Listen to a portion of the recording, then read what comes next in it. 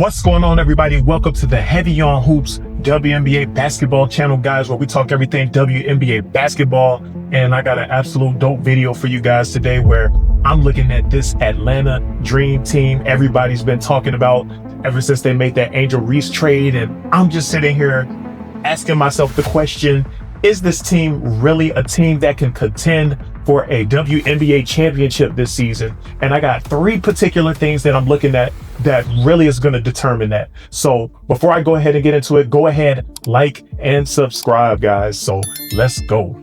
So the first of my 3 points is looking at Ryan Howard's efficiency. And so Ryan Howard is one of my favorite players on this Atlanta Dream Team. I think she is one of the most talented players in all of the WNBA, but big question mark exists when it comes to her efficiency numbers, because I look at her backcourt mate and Alicia Gray. Alicia Gray shoots 45% from the field and she shoots 38% from 3-point range. Ryan Howard, on the other hand, she's shooting 32% from 3-point range and 37% from the field. And I hate to say it, but it's something that's not excusable. It's something that's not excusable, and it's going to hold the Dream back from truly being a team that can really contend for a title, because she is their best solo shot creator. She is one of the few people on this team that can actually just step out and get a shot for themselves. She averaged 17 points per game this season.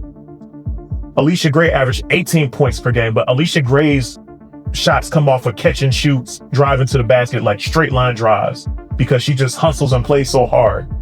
Ryan Howard's baskets come off of shots off the dribble, 3-point shots, like step backs, all of that, driving to the basket. And I gotta say, like, her shot selection is questionable. And unless that's something she gets under control, this team is really going to struggle. This team is going to struggle to take that next step, because this team finished 30 or 14, but a more efficient Ryan Howard would easily have won them a few more games. Without a doubt, she's too talented. She has all the potential to be a top 10 player in the WNBA, but it's going to be very hard for her to scratch that surface if she doesn't get these numbers under control. And honestly, get into the line more. Because you know what I noticed? She shoots 85% from the free throw line, but she only goes to the line 3 times a night as a top 11 scorer in the WNBA. As she went to the line more, she probably would be averaging 20 points per game. That would put her in top 5 category as a scorer. As she shot 42% from the field, which is still not great, but it's a lot more closer to being passable, she will be averaging 20 points per game. So this is going to be a necessary transition to, even if she averages less points, because maybe Angel Reese is there now, as long as her efficiency numbers goes up, that's going to transform the offensive dynamic of this team right here, because she's just too good and too talented. She shoots 9 threes a game. That might be the most in the entire league. But she only shoots 32% from 3. It's not excusable. It's not excusable. They rely on her to score the basketball and to create. It's not excusable. So that's my first point. Second point, does Angel Reese really fit this team?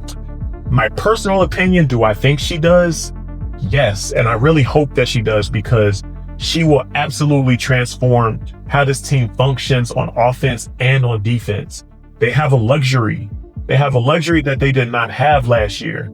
Naz Hillman is good and an all-around player, but Angel Reese is an absolute dog that they need defensively, because I feel like sometimes this Dream Team looked a little soft when it came to, really clutch moments or when things got intense. Teams, somehow they were able to take advantage of them at certain points of the game, because it was just like they kind of got bullied, particularly on the inside when they had 2 big bodies in Brianna Jones and Brittany Griner. Now, Brittany Griner's kind of in the twilight of her career, so I think people hear her name, they had a certain expectation, but this was not that Brittany Griner from 5-6 years ago. She's not that anymore. So the Dream and Brittany Griner, they were right to kind of part ways, because Brittany Griner playing any more than probably like 10 to 12 minutes a night is asking a lot. But Angel Reese, That's somebody you could throw out there for almost an entire game and expect, hey, I'm getting motor. I'm getting maximum effort out of this player every time down the floor. Offensively, her and Brianna Jones both play out in the post. So one of them may have to step out just a little bit, and that person's probably going to have to be Angel Reese, because she handles the ball a little bit more. She puts it on the floor. She's a little bit more agile. And also, Brianna Jones is one of the best post scorers in the WNBA, like easily top 2-3 in the WNBA. So I would not dare take that away from her. You throw that ball into her in the post, and most one-on-one situations, she's going to dominate whoever's down there. Angel Reese don't have the post-up game quite like that. She's like a putback. You know, I'm gonna get my me-bound, you know, queen of the me-bound, shout out. But I don't want her going in and just like posting up all the time, especially if I got Brianna Jones in the game. Angel Reese being able to move the ball, be another playmaker on the floor, I think will really help this team. Her on defense is really going to help this team. Give them a switchable defender, another switchable defender on the floor that they didn't have last year when they had Brittany Griner on this squad. And that's an absolute dog with it. That probably strikes a little bit of fear in some people when they see her in front of them. The Dream need that bad. So that part, I'm not afraid that that's going to translate. The defense is going to translate. The rebounding is going to translate. Can Angel Reese elevate this team offensively is going to be the question. Because Alicia Gray, Ryan Howard, and Brianna Jones should all get more shots than her, because they're all more talented scorers. Is she going to be content with fitting in that role of rebounder / playmaker is going to be the big question. And getting her baskets without a bunch of plays being called for her like that. Because there are other talented scorers on this team where it's like, hey, we might not need you to come out here and average 14, 15 points a game for us to be successful. But we are going to need those 14, 15 rebounds a game that you're capable of getting. Offensively, can she play her role? That's going to be the thing. Can she gel with this team offensively? And lastly, a huge question that I got to witness this so many times in person, where I saw this Atlanta Dream team not be able to close games. We saw this was a microcosm of their entire season when they got eliminated from the Indiana Fever. Again, with no Caitlin Clark, Kelsey Mitchell tearing them to shreds.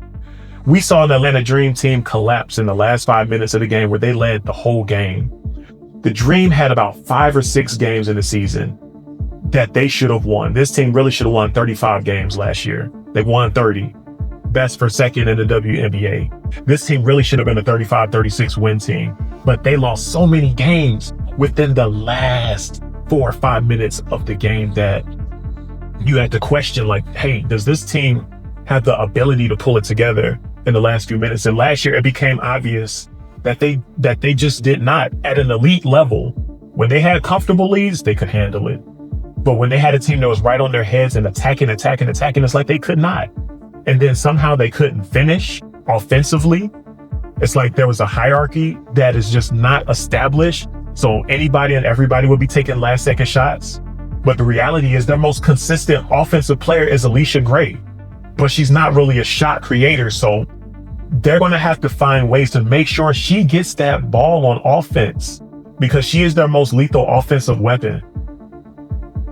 That falls on Jordan Canada to control the tempo at the end of the game. And I know they missed her for some of the last season. So, and that really hurt not having that point guard, because yes, Ryan Howard is talented enough to where she can handle the ball. She could play a little bit of point, but she's not a pure point. She's not a pure point. She has the ability to help and be a second playmaker, handle the ball at times, because she's just that good at doing what she does on the court. But pure point, we need Jordan Canada to actually step up and actually run the team and get them in order. Angel Reese, maybe she can help with some of that playmaking duty, because she's also a solid passer and she's a solid ball handler out of that 4 spot. But Alicia Gray has to have that ball. She has to be the number 1 option at the end of games. And Ryan Howard should probably be number 2, as she's the best solo shot creator on that squad. But again, the efficiency. She's got to get to the line and she's got to make free throws. She shoots 85%. She should be shooting way more free throws in the game, not just 3. So those are the things that I look at with this Atlanta Dream team. Can they really step up and compete with some of the bigger teams in the WNBA? The Aces, do they have an answer for Asia Wilson? Angel Reese is going to be a big part of that question. How does Angel Reese match up with Asia? We got the New York Liberty, which is they're completely stacked now, adding Sabali on their roster. Brianna Stewart and Sabali, and they got Jonquel Jones. That is a lot of size and a lot of versatility. I'm not sure that the Atlanta Dream really can take those two teams in the playoff series yet. So I consider them like fringe contenders. I consider them in that next tier teams. Like the LA Sparks may make a jump because they've got Nneka now back on the squad with Kelsey Plum, Ariel Atkins, Cameron Brink. If they stay healthy, I think they're a potential problem for a lot of the WNBA. They're not getting talked up enough, I think. And then, of course, we cannot forget about the Indiana Fever, the team that knocked the Dream out last year in the playoffs. Take into account Caitlin Clark. She's healthy. She's back. They have a very dangerous trio between Clark, Mitchell, and the highest player in the WNBA now, Aaliyah Boston. They got a very dangerous trio that, they could honestly, on any given night, they could probably beat any team. Even in a playoff series, they catch lightning in a bottle. They could beat any team. So the Atlanta Dream definitely had their work cut out for them. I think they're in that tier of teams where right matchups occur. I can see the Dream making the finals. But those two teams that I said, the Liberty and the Aces, as of right now, I'm still not 100% sure how they match up with them. I think it's one of those kind of wait and see things, because the Dream really strike me as a team that, like last year, they were a very good team, very good regular season team, but they weren't really built to win playoff series. With Angel Reese, we're going to see now that this team is really built to win playoff series, because I'm still expecting them to win around 30 games this year. They should be right around the ballpark of that. They should, without a doubt, be a top 4 team when the record shows at the end of the season. But the question is going to be, can they get out the first round of the playoffs with the roster they have? They're talented enough to do it, but can they execute? Efficiency, defense, not falling apart in the last 3-4 minutes of a game. On paper, this team looks dangerous. It looks complete. But are they world beaters? Does this team strike fear in the eyes of the rest of the WNBA? That part I'm not sure about. But go ahead, guys. You drop me your comments. Do the Dream look like contenders going into this season? Go ahead, comment, like, and subscribe, guys. That's my video, though. Peace.